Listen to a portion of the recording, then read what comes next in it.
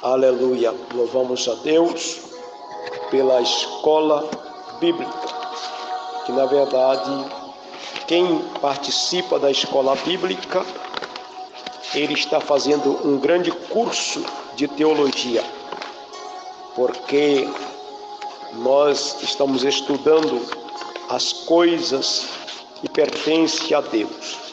Então feliz é aquele que pode participar das escolas bíblicas. Lição 2, glória a Jesus. Nós vamos ler isso aqui, o tema da lição, e temos uma lição muito importante para nós. Amém? Vamos nos colocar em pé nesta noite em nome do Senhor Jesus. Aleluia. E o tema da lição é: vem o fim. O texto áureo diz: E tu, ó filho do homem, assim diz o Senhor Jeová, acerca da terra de Israel: vem o fim vem sobre os quatro cantos da terra. Ezequiel 7:2.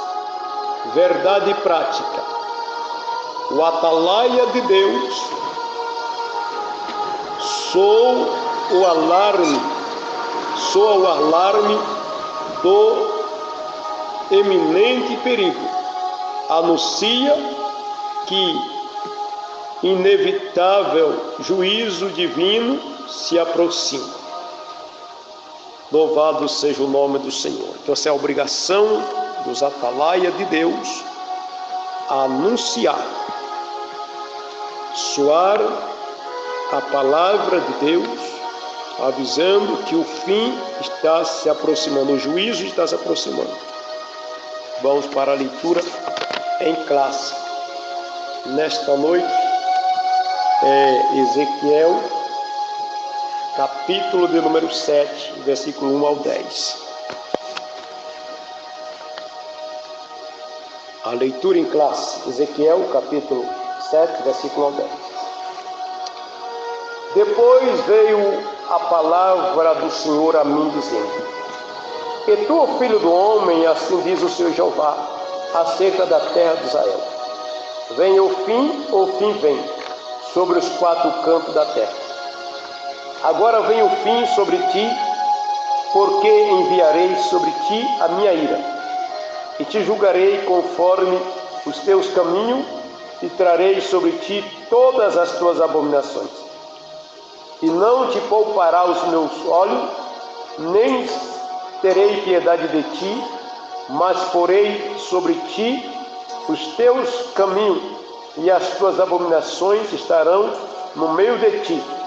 E sabereis que eu sou o Senhor, assim diz o Senhor Jeová: um mal, eis que um só mal vem. Vem o fim vem. Despertou-se contra ti, e eis que vem. Vem a tua sentença, ó habitante da terra. Vem o tempo e chegado o dia da turbação, e não de alegria, sobre os montes. Agora depressa derramarei o meu furor sobre ti, e cumprirei a minha ira contra ti, e te julgarei conforme o teu caminho, e porei sobre ti todas as tuas abominações. E não te poupará o meu olho, nem tem piedade conforme os teus caminhos. Assim regarei sobre ti as tuas abominações, e estarão no meio de ti, e saberá que eu, o Senhor, castigo. Eis aqui o dia, eis que vem, veio a tua ruína, já floresceu a vara, reverdeceu a soberba. Amém? Graças a Deus, podeis aceitar. Nós vemos nesta oportunidade, nesta noite, esse tema, vamos estudar sobre o fim vem. Que nós podemos ver, Deus usou o profeta Ezequiel para alertar o seu povo Israel. O seu povo Israel. E Pedro, como atalaia de Deus, também, já no tempo da graça, alerta a igreja. Pedro disse, na sua palavra escreveu: sede sóbrio e vigiai, porque está próximo o fim de todas as coisas. Então nós sabemos que assim como Ezequiel anunciou o fim, Pedro também anunciou, e tantos outros homens de Deus do passado que transmitiram a mensagem, alertando o seu povo e até mesmo as nações. E vamos aprender tão glorioso ensino neste dia maravilhoso que o Senhor nos concede. Vamos para a introdução que diz: o juízo divino descrito no discurso profético do capítulo 7 é endereçado à terra de Israel, ou seja, particularmente aos seus habitantes, mas tem implicações globais. Os contemporâneos de Ezequiel na Babilônia e até mesmo em Jerusalém recusaram a mensagem dos profetas, principalmente de Ezequiel e Jeremias, por não acreditarem que Javé permitisse que os ímpios conquistassem a cidade e destruísse o templo. Nós podemos observar nessa introdução que Ezequiel profetizou exclusivamente para Israel, mas esta profecia ela tem o alcance global, porque a palavra de Deus ela não passa, ela não deixa de existir. Como eu já disse, que muitos podem até dizer, mas Ezequiel profetizou o fim da terra de Israel e não do mundo inteiro. E muitos pensam que o mundo não vai ser destruído. Muitos pensam que a terra não vai ser destruída. Mas a Bíblia está cheia de referência mostrando que assim como a terra de Israel, como toda a terra debaixo do céu será destruída e o fim virá. O que cabe a nós, a igreja, é acreditar na palavra do Senhor. Esse foi o mal de Israel, não acreditar nas profecias dos profetas, principalmente de Ezequiel e Jeremias, que Deus entregaria Jerusalém nas mãos dos caldeus e que aquele templo belíssimo, o templo de Salomão, seria destruído. Nós vamos ver isto no decorrer desta lição, porque o povo era um admirador do templo.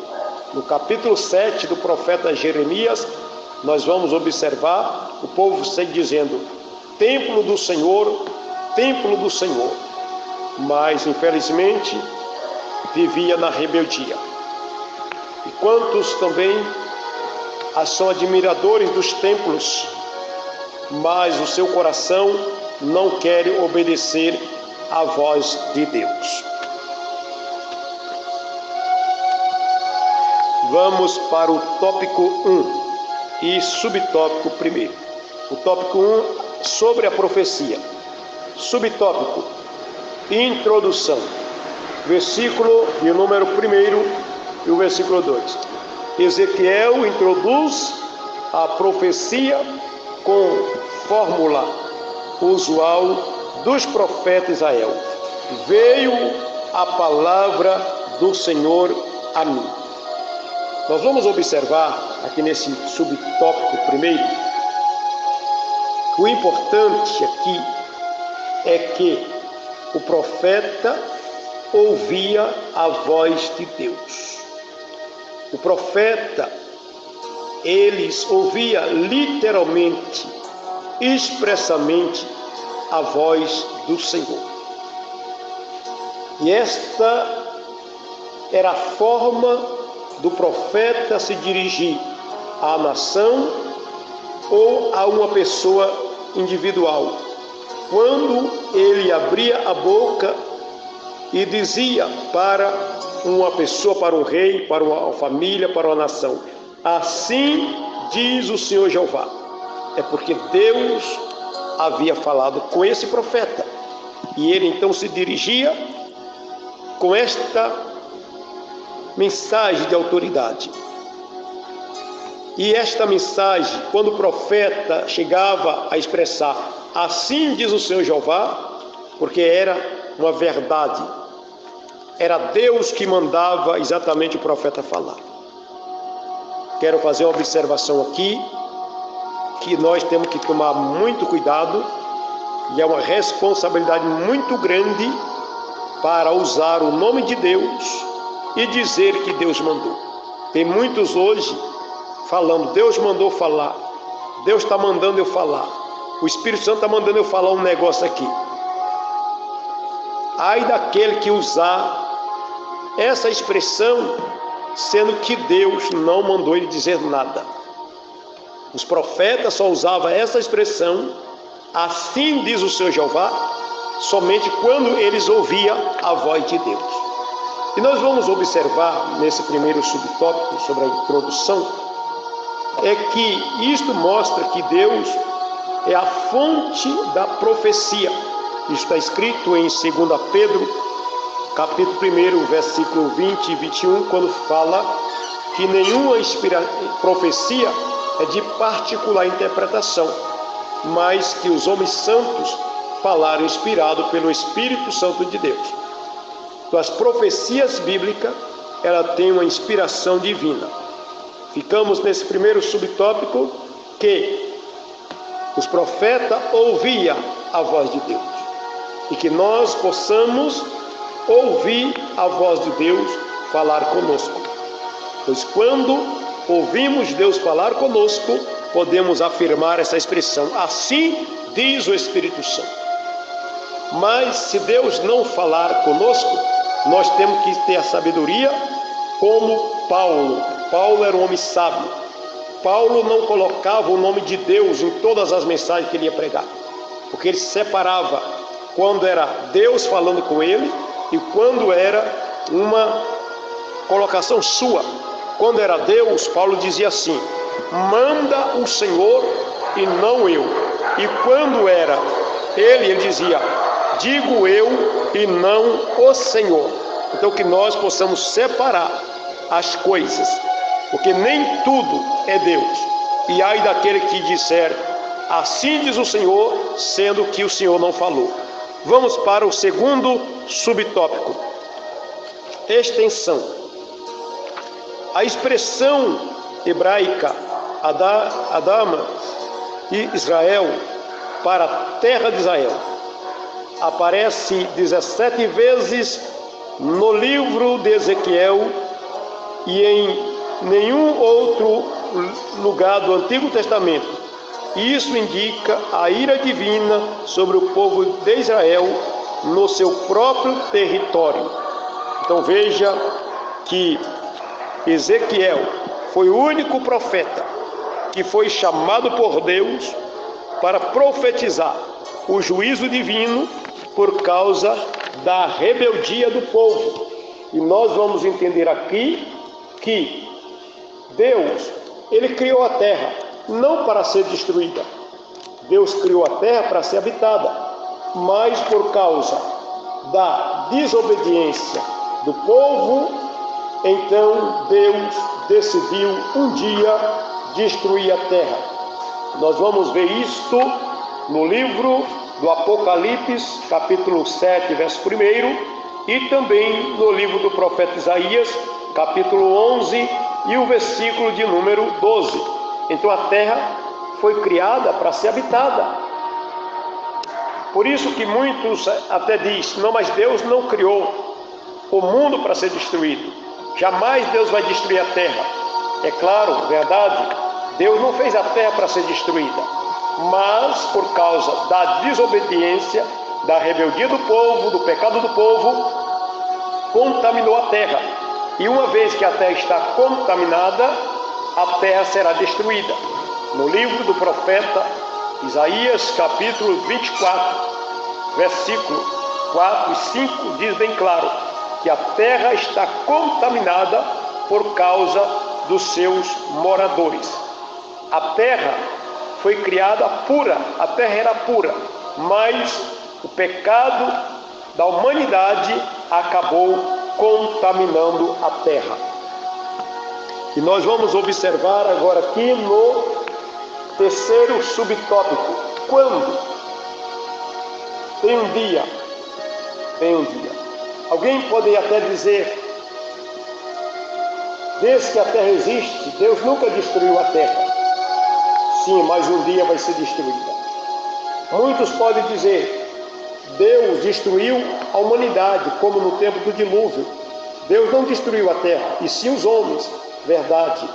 Mas a Bíblia diz que no livro, na carta de 2 Pedro, capítulo de número 3, que a terra e os céus que agora existe está reservada para o fogo até o dia da perdição dos homens ímpios. Então a terra vai ser destruída. Nós podemos observar aqui no terceiro tópico o agora. No hebraico, agora ressalta eminência do fim. Esse advérbio reaparece no versículo 8, acrescido da palavra depressa. Então nós sabemos que Deus, Ele tem a hora certa.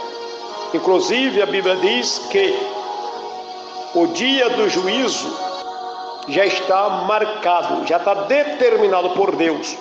No livro de Atos, capítulo 17, versículo de número 31, que o Senhor Deus já determinou o dia em que os homens serão julgados, que o mundo será julgado.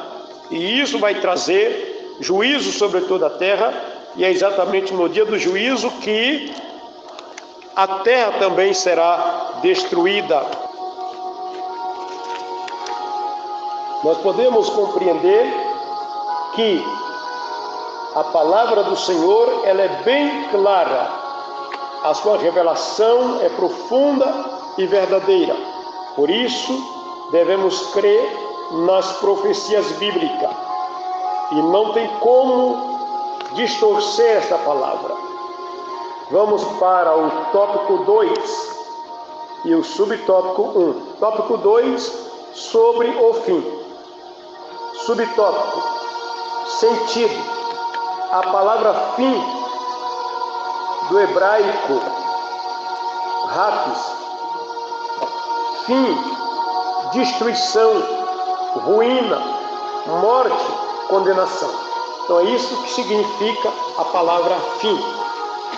Vem a destruição, vem a ruína, vem a morte, vem a condenação.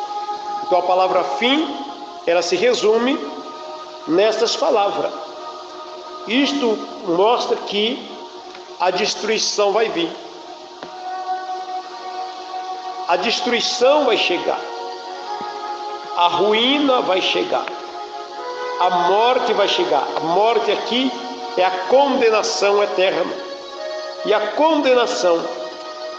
E por que isso? Porque como Israel não deu ouvido à voz dos profetas, principalmente de Ezequiel, como o profeta Jeremias, as pessoas hoje também não estão dando ouvido às pregações que os profetas, os homens de Deus estão pregando. Estão brincando, estão achando que isto é brincadeira, mas a destruição vai vir. A ruína vai vir, a morte vai vir, a condenação vai vir.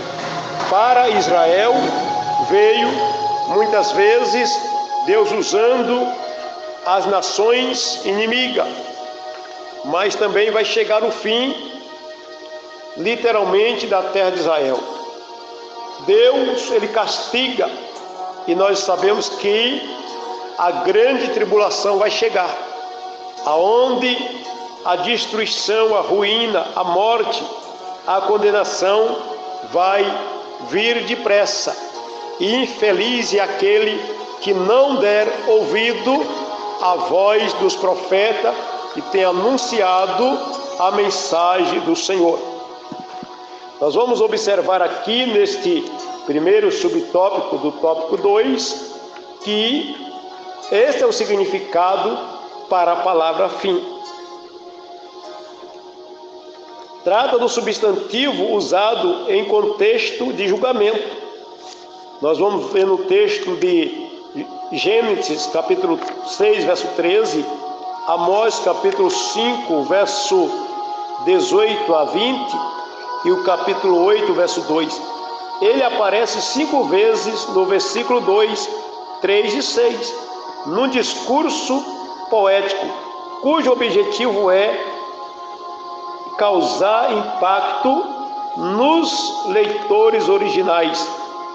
A literatura poética bíblica se sobressai não apenas pela sua beleza, mas também pela facilidade do povo memorizar sua mensagem.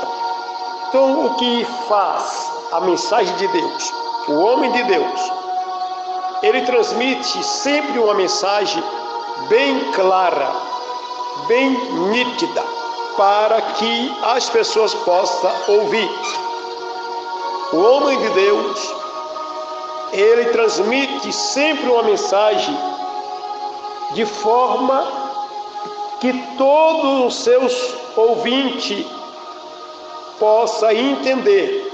É uma linguagem simples. E o Deus, quem usa os profetas, ele fala com cada povo conforme a sua própria língua. Por que isso? Imagine se Deus falasse conosco no hebraico, nós não íamos entender nada. Imagine se Deus falasse com os judeus em português, os judeus não iam entender nada. Imagine se Deus falasse com os japonês na língua italiana, o japonês não ia entender nada. Então Deus, ele fala de uma maneira clara para o homem entender e não ter desculpa que não ouviu o alerta de Deus, que não ouviu o aviso de Deus. Então Deus é um Deus tão maravilhoso que ele fala de uma maneira tão clara para, naquele dia, ninguém ter desculpa a dizer que ele não ouviu, que ele não entendeu. Todo o povo de Israel entendia muito bem o que Deus estava falando através do profeta. O problema é que eles não queriam aceitar essa realidade. Imagina se Deus vai destruir um templo tão bonito, o templo tão belo, o templo que a glória de Deus se manifesta. Jamais Deus vai destruir esse templo. Jerusalém, a cidade do grande Deus, jamais Deus vai permitir Nabucodonosor destruir essa cidade. Era assim que eles pensavam, mas eles esqueceram que os seus pecados, a sua idolatria, acendeu a ira de Deus. Por exemplo, no Jeremias capítulo 7, Jeremias capítulo 16, o livro de Ezequiel, que nós estamos aprendendo nesse trimestre, Deus mandou Salomão, na verdade, construir. A glória de Deus encheu o templo, a presença de Deus era no templo, mas o pecado fez com que Deus então resolvesse a entregar Jerusalém nas mãos de Nabucodonosor para ser destruída e o templo ser reduzido a nada. Então o que fez? Deus destruir aquele templo tão belo, tão bonito, em que a sua glória se manifestava naquele lugar. Foi o pecado, foi a desobediência. Então o povo entenderam a mensagem entregue por Ezequiel e por Jeremias. Eles entenderam, mas eles não quiseram aceitar. Este é o problema do crente, meus amados. Esse é o problema do crente. Esse é o problema do rebelde. é quando ele entende a mensagem, mas ele não quer aceitar. Ele sabe que foi Deus que falou, mas ele endurece o coração e finge que não foi com ele. Este é o pior mal da vida de quem Deus alerta. Esse foi o pior mal de Israel. Foi ouvir alerta de Deus. Por exemplo, Jeremias chegou até a dizer: evita que a tua garganta tenha sede e que teus pés andem descalços. Ele sabia que Deus estava falando: evita ir para o cativeiro, se arrepende, viva de maneira correta. Então eles tinham tudo para evitar a destruição, mas eles não quiseram aceitar. Então esse é o mal também de hoje daquele que se rebela. Deus fala, ele sabe que é com ele, ele entende, mas ele finge que não entendeu nada. Vamos para o segundo subtópico do tópico 2. A expressão repetida sobre o fim. A repetição da expressão vem o fim ou o fim vem. Veja bem que a forma que Deus fala: vem o fim vem. Agora vem o fim, versículo 3. Vem o fim vem, versículo 6. Eis que veio tua ruína, versículo 10. Chama a atenção de qualquer leitor. Talvez a intenção de Ezequiel, como atalaia de Israel, tinha sido causar pânico no destinatário original. Aqui o escritor da revista colocou talvez, mas eu quero afirmar, eu particularmente quero afirmar, que essa não foi a intenção de Ezequiel. Porque o homem de Deus, o profeta de Deus, jamais ele vai entregar uma mensagem de Deus, colocar pânico em ninguém. Ele não vai causar pânico em ninguém. E outra coisa, Deus não põe medo em ninguém. Deus fala, se o homem obedecer, arrepender, Deus não faz. Se o homem não ouvir, Deus faz. Então, Ezequiel não tinha essa intenção de causar pânico em Israel. Ele estava entregando a mensagem. Como nós ouvimos na primeira lição, foi o que Deus disse para Ezequiel: vai, fala a minha palavra, que eles ouçam ou que deixem de ouvir, eles saberá que teve um profeta no meio deles. Então pregue. Então Deus não estava colocando medo, apenas ameaçando Israel. Deus estava falando com verdade. Se vocês se arrepender, Nabucodonosor não leva vocês. Mas se vocês não arrepender, a ira vai ser derramada. Os profetas, durante século, vinham chamando o povo que era conhecedor da lei de Moisés e do pacto dos sinais ao arrependimento.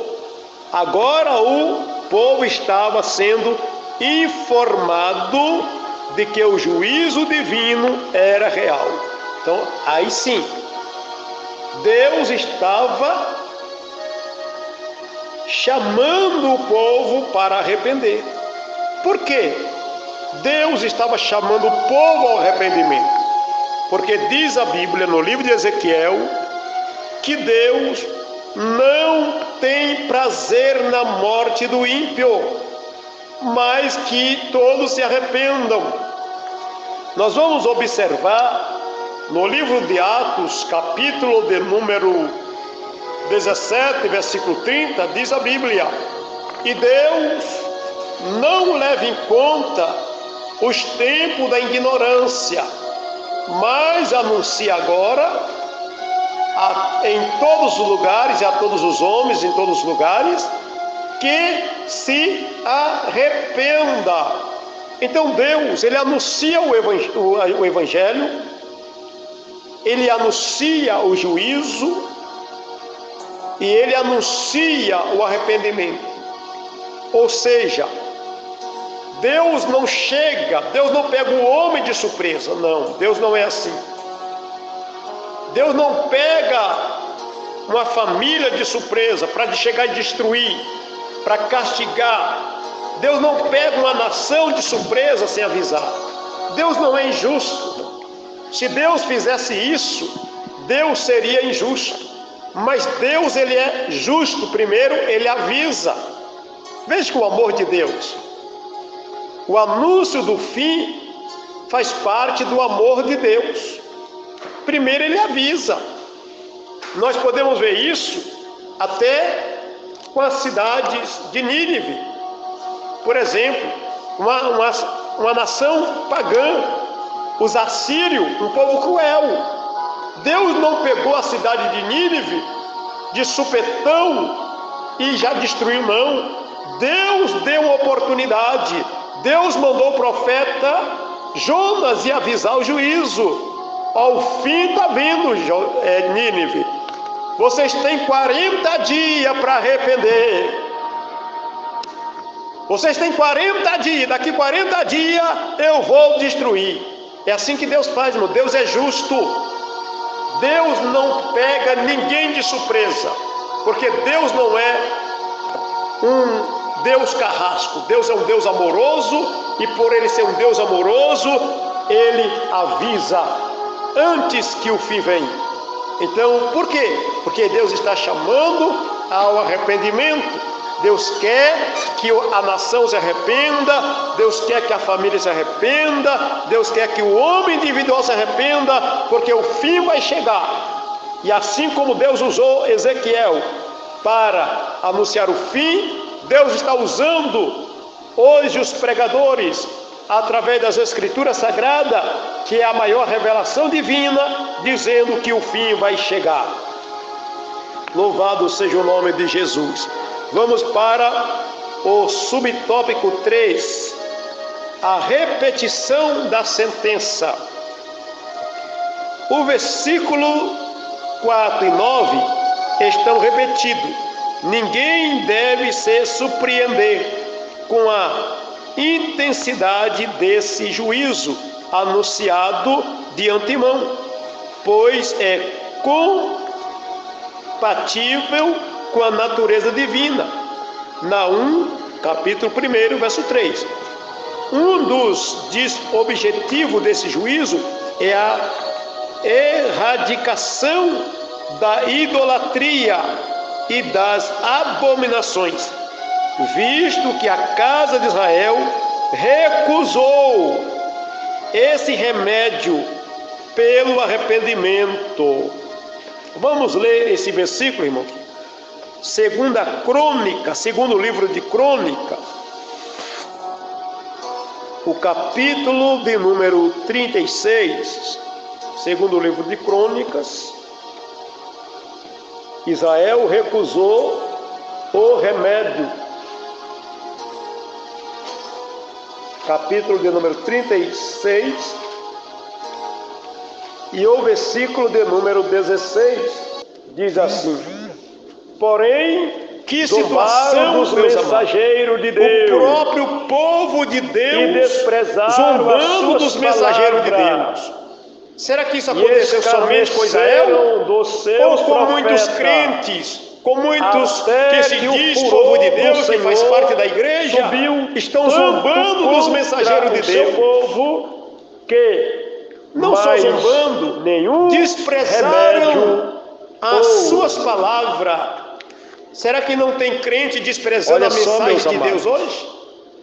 O pregador prega e Deus tinha um remédio para sarar a rebeldia. Isso aí não é Deus coisa nenhuma. Isso aí está jogando em direto. Olha que tristeza, irmãos, o povo rebelde. Olha o que o povo fez. Deus enviou a oportunidade. Deus deu oportunidade, a palavra de Deus, mas eles escarneceram, zombaram dos mensageiros de Deus. Olha, irmão, escarneceram dos profetas de Deus. Povo de Deus, não é um povo ímpio, não. Será que tem crente no meio da igreja escarnecendo dos pastores? Por empregar uma mensagem pura, santa, genuína? Será que tem crente escarnecendo dos pregadores da verdade? Até que o furor do Senhor subiu tanto contra o seu povo, que mais nenhum remédio houve. Não tinha mais remédio agora que curasse. O remédio era o arrependimento. É aquilo que nós sempre falamos, irmãos. Israel, ele tinha oportunidade para escapar do juízo divino. Eles não escaparam do juízo divino por causa do pecado? Não, não foi por causa do pecado, mas porque eles rejeitaram o remédio. As pessoas vão perder a salvação por causa dos seus pecados? Não.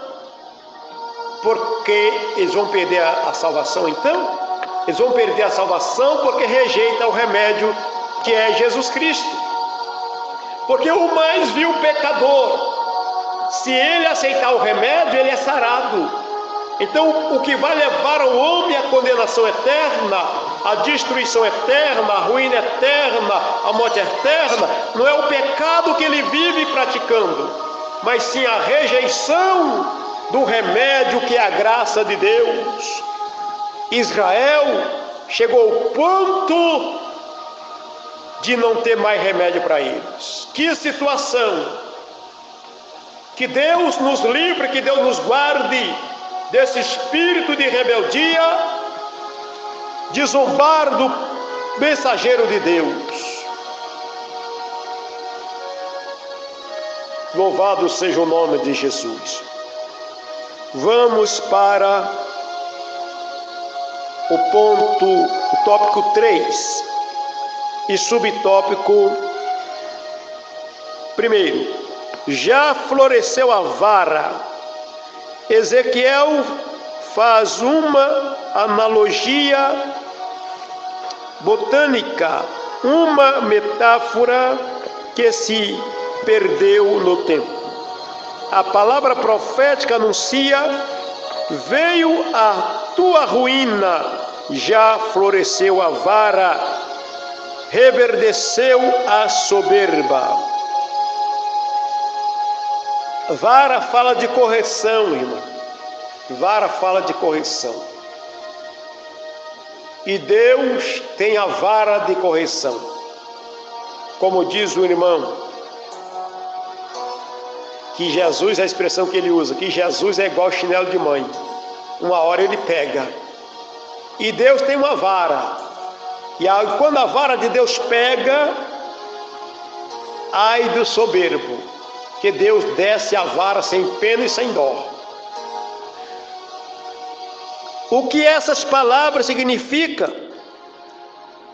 A diversa interpretação que não cabe nesse comentário, mas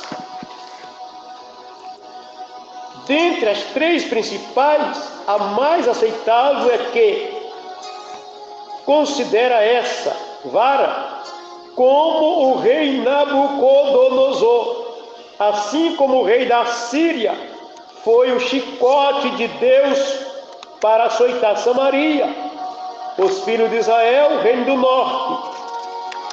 Da mesma forma, Javé usou o rei de Babilônia, Nabucodonosor, como Azorrague para chicotear Jerusalém em Judá. Então, meus irmãos, Deus, ele usava as nações como um chicote para dar uma surra em Israel e em Judá. Deus usou o rei da Síria para chicotear Israel, porque filho rebelde. O Senhor Deus chegou a usar o profeta Amós e dizer que Israel parecia com a vaca rebelde de Bazã. Aí Deus então permitiu o rei da Síria açoitá-lo. Da mesma maneira, o reino do sul, Judá, por causa da sua rebeldia, da sua idolatria, Deus usa o rei Nabucodonosor como um chicote para açoitar a Jerusalém, capital do sul. E Deus ainda tem seu chicote para corrigir os rebeldes. Deus tem muita maneira de corrigir o rebelde. Deus tem a sua vara de correção. E o nosso Deus, Ele corrige e bem corrigido, porque o nosso Deus, Ele é maravilhoso. Deus, Ele é tremendo. Nós podemos ver aqui os textos, segundo Reis, capítulo 17, verso 3, Isaías, capítulo 10, verso 5, e o capítulo 20, verso 1. Nós podemos ver também Jeremias, capítulo 27, versículo 8, capítulo 51, versículo 20 ao 24. Neste primeiro subtópico, do tópico 3, sobre o inimigo. Então Deus, Ele usa o inimigo, Deus permite o inimigo para chicotear os rebeldes que não querem ouvir a tua palavra. O que tem de crente, irmãos, apanhando nos dias de hoje, e ele acha que é prova nada, é Deus chicoteando pela sua rebeldia, é Deus metendo-lhe a surra para ver se ele se arrepende. Israel não se arrependeu, e pagou caro por isso. Segundo subtópico, reverdeceu a soberba. O rei Nabucodonosor extrapolou os limites, foi cruel na aplicação do castigo. Segundo Reis, capítulo 25, verso 27. Segunda Crônica, capítulo 36, verso 17. E Jeremias 52, 10 e 11. Deus não mandou o rei proceder dessa maneira. Por isso o furor de Javé se acendeu contra a Babilônia. Jeremias, capítulo de número 34, versículos 55 e 56. Essa reação divina é exemplo, pois ainda hoje Deus julga os poderosos que abusa de autoridade e comete atrocidade. Às vezes isso respinga também no próprio povo, mas o castigo definido é individual e na eternidade. Sabe o que eu aprendo aqui, irmãos? Toda permissão de Deus tem um limite. Deus permitiu Nabucodonosor castigar Israel, só que ele passou do limite, já massacrou mesmo sem pena e sem dó. Aí Deus falou: não, agora eu vou te punir, porque eu não mandei você agir tanto assim. É a mesma coisa, para os irmãos entender, o pai, a Bíblia manda nós corrigir nossos filhos, mas tem pai que não sabe corrigir o filho, ele pega, vai tirar até sangue, né? Coitado, vai até uma vez no hospital, extrapolou, aí Deus foi e castiga. Então foi isso que Nabucodonosor fez com Israel. Ele aproveitou que Deus permitiu, entregou na sua mão, aí Deus vingou dele também. Então toda permissão tem um limite, e ai daquele que passar dos limites da permissão de Deus.